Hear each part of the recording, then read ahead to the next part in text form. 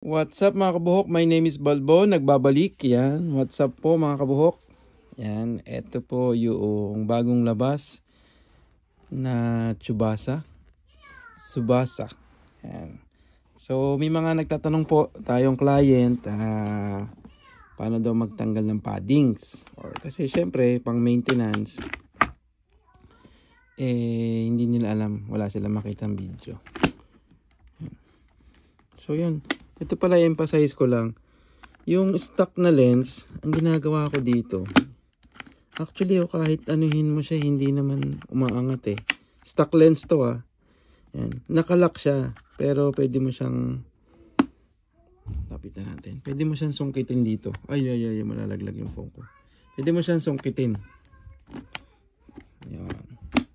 Pero kung gusto mo talaga na secure or kunyari meron kayong laban or karera, pwede mo siya itulak. That's the time That's the time no nalalaglag yung phone ko. That's the time na kailangan mo siyang gamitin. Di ba? Pero pag daily use lang, taas baba, nakalock naman yan kahit paano. Pero hindi ganun ka-secure. Pero kung kayo ay meron kayong karera o tatakbo kayo ng highway na mabilis, pwede nyo siya isara, sadyain nyo siyang itulak. Then that's the time na ito ay gagana. Diba? Natutunan natin yon. So yun, balik tayo dun sa ating main topic. Ang main topic natin ay ang pagtatanggal ng paddings. Yan. So, yung po mga aray, yan, meron po ditong Rapid Neo, meron ditong RX-7X, or kung ano pa mang aray yan, I think pare-pares lang sila ng principle kung paano siya ikinakabit at paano siya tinatanggal. So, ang una kong ginagawa, pag nagtatanggal ako ng paddings, ay binubuksan ko tong lens. Then, naka-lock pa. Yan. So, ganoon, tatanggalin natin yung paddings, 'di ba? Kunyari nag-ride tayo. Medyo mabango na yung paddings natin. Kailangan natin laban. So, una kong ginagawa, binubuksan ko yung lid. Tapos, pasok sa kamay. Ito kasing part na to, natatanggal, lang siya, parang nakasiksik lang siya. So, kailangan mo lang ng puwersa pa pag this side. So, pasok mo yung kamay mo. Yan. Ang alam ko ay nandito yung parang tungkil, nandito sa may bandang chin part. So, anyways, pasok ko yung kamay ko, then i-reach ko to kasi hihiklatin ko nga, 'di ba? Yan, napakalalim na Tagalog. Hihiklatin ko siya. Ayun. So, yun, nahiklat ko na siya. Chuk. 'Di ba? Pan down. So, tandaan niyo na lang kung alin yung huwag niyo masyadong pilitin. Kasi ipapakita ko sa inyo. Dun sa mga paddings, ayun pa pala. Sa RX-7X lang to dinatanggal ko na. Sorry. Natanggal ko na tong chick pad. Pero, meron pa yan dito natitira isa. Yun meron pa dito yan, nakalock. Nakadikit yung etong neck roll. Nakadikit siya dun sa loob. Paano gagawin natin? I-zoom natin. Zoom pa natin. Yan, di ba? Nakadikit. Ang ginagawa ko dyan, etong part na to, atras. Etong part na to malambot. Nandyan yun nakaipit siya dyan. So, ginagawa ko tong part na to, ginaganito ko. Yan. Pag ginanito nyo siya, malambot ka siya wala naman siyang something sa loob. Pag ginanyan nyo siya, makikita nyo to. Yan. Ito itong part na to, malambot siya. Nasa ilalim tayo Igaganito ko. Ngayon makikita nyo, nakaipit siya dito. Yun, dito sa parang leatherette na to, may nakaipit dyan. So para maka-access ko yon, ganito ko to. Yan, itulak ko siya. Tapos eto, nakaipit siya dito. Pwede mo na siyang hatakin. So magiging free na yung chick pad nyo. Yan. Yung chick pad pala, depende sa unit. Eto, nandito yung kanyang parang pinaka matigas na part, yung kanyang plastic. Yan, wala dito. Pero tingnan nyo tong lipat muna tayo saglit. Diyan ka muna. Yung sa RX-7X, pag nakatingin ka sa chick pad, nandito. nandito sa left side or nandito sa loob, papuntang loob, kumaga nandito sa side na to yung matigas na part na to. Kasi ito yung bumabangga sa ilalim eh. Pag dito ka naghatak na umpisa, dito ka naghatak sa baba, hindi mo mahatak kasi may ganito, may lock. Tingnan natin yung sa ano, sa Rapid Neo. So ganun lang din. Wide natin. Pasok sa loob. Tanggalin natin. So pasok sa loob. Tapos hiklatin nyo lang. Hindi ko mapakita eh. Yan. Hiklatin nyo lang na ganun. Hiklat lang. Medyo hindi kayo kabisado. Dahan-dahan lang. Huwag nyo madaliin. So pag hiniklat nyo yan, unti-unti na yung matatanggal. Yun, tanggal na sa dulo. Sa Rapid Neo wala nakalock. Pero yung kanya matigas na part nandito naman. Baliktad. Baliktad siya. Yung sa Neo nandito sa may bandang chin. Yung sa RX-7X nasa bandang likod. So yun. Balik. Mamaya na natin ito ibalik. Explain na lang natin ito dito. So yun. Pag natanggal nyo na yung chick pad, yun namang aray sa loob. Meron dalawa dito. Tapos meron din dalawa dito sa side na to. Ano lang yan eh. Hatakan nyo lang. Pin lang siya. Hatakan nyo lang. Tapos dito sa taas, kung makikita nyo, zoom natin. Wow, so lapit. Ayun, sa itaas, so malapit. Sa taas, baka magkamali kayo ng hila. Mapunit nyo kasi manipis lang. Ang ginagawa ko, hanapin nyo lang yung puno. Tsaka nyo lang hatakin. Tanggal na natin yung top paddings. O ganun din sa kabila. O. Hatak. Tapos, tanggal sa likod. Ito yung malambot na part. Itulak mo siya. Tapos, itulak mo din papaganon. So, tanggal na siya. Ayan. Ito pala yung loob ng ano, yung loob ng mga aray.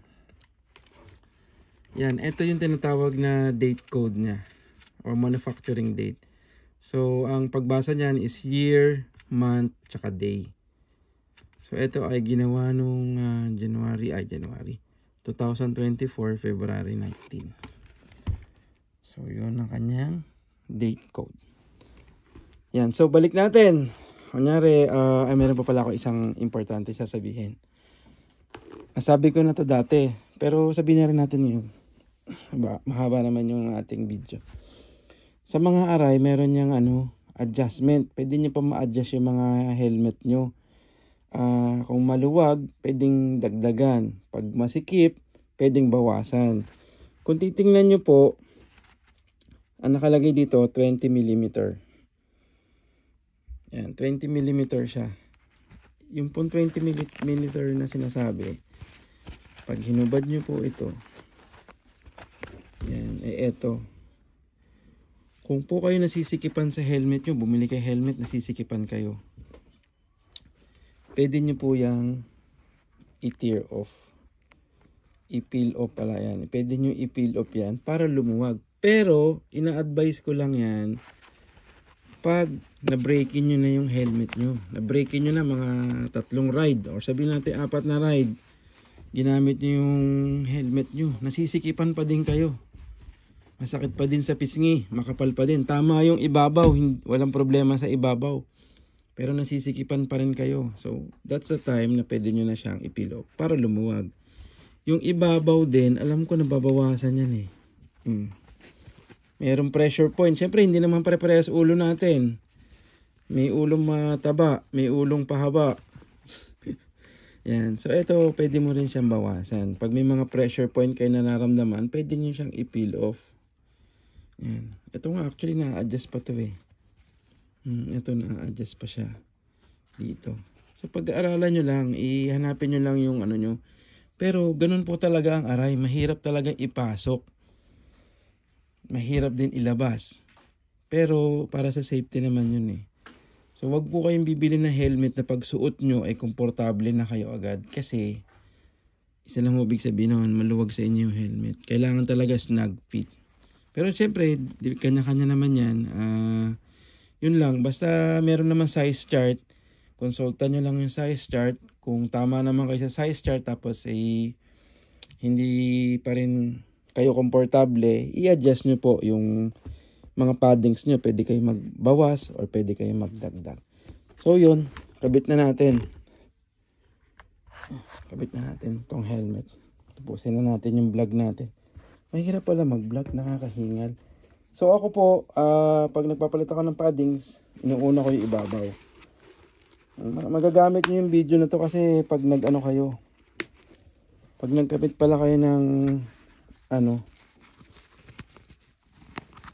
Bluetooth combs. Dito ko nakabit. Ayan o. May part na natatanggal. Diyan nyo lang po iuupo. Yung tawag rito. Speaker. Tapos yun, technique din.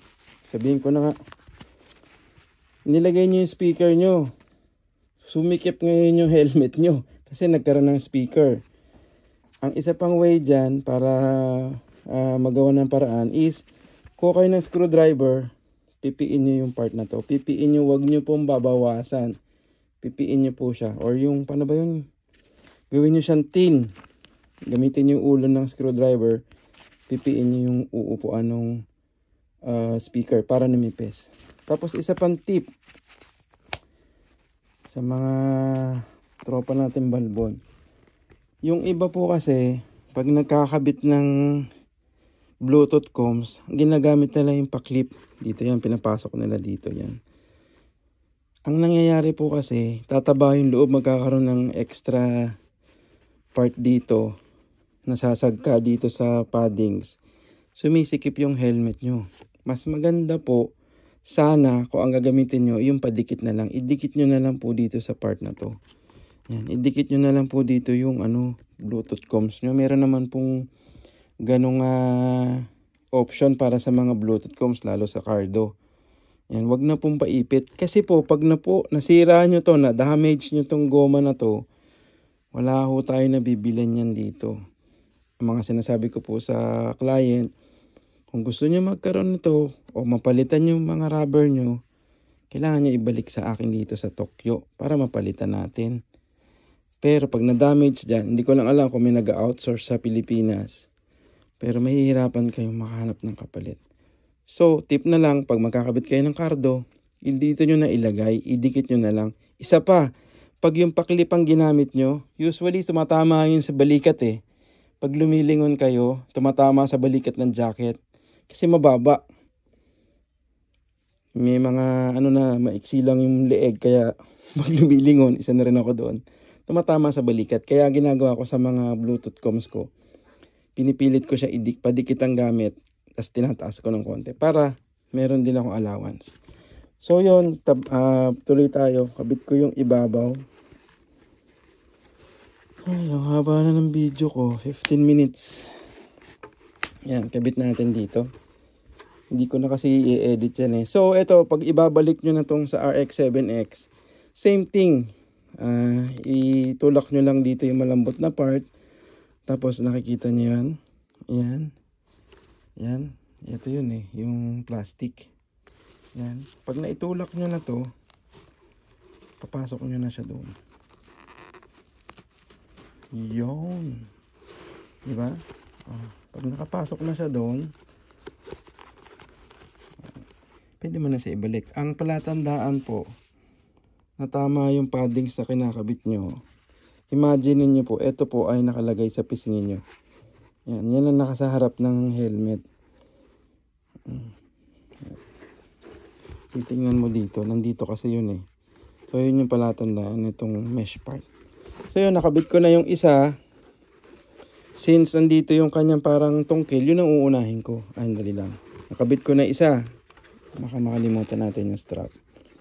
Sorry na ho, medyo mahaba yung video natin. Hindi ko na po ito i-edit. Rekta na to. As it is na. Wala na edit to. Bahala na kayo.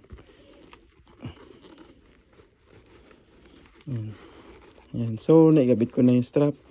Uunahin ko yung sa may bandang dulo kasi nandun yung matigas na part, di ba? Itong parang tungkil. So, unahin ko muna siya dun. Ihahanap natin siya ng pwesto. So, hanap nyo lang hanggang sa maging normal or naturalized na ano ba yan? Basta yung relax position na yung yung chick pad. Pag naipasok nyo na doon sa banda doon, pwede nyo na siya itulak. Ito sa RX-7X may tumutunog dito malalaman nyo kung nakalak na. Pakinggan nyo. Ay, mahina yung tunog. Pero yun, tumunog na. Yan. Yan. Tapos, sa kabila din gano'n. Kabit natin yung strap.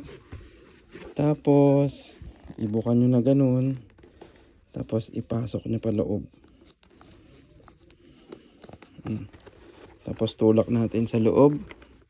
Unahin natin yung meron tungkil. Pag normal na yung position, hindi mo na siya itulak. Ayun, di ba? Tumunog. Dito sa Neo, hindi tutunog yan kasi wala siyang lock. Pero ganun pa din, uunahin natin yung merong part na matigas. So, pasok natin yung strap.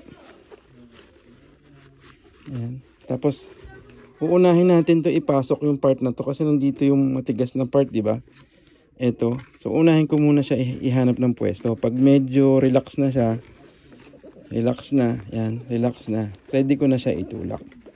Itutulak ko na lang siya. Tinulak ko lang siya papasok na ganun. So, yun. Pasok na. So, yun. Maraming salamat po sa lahat ng sumusuporta.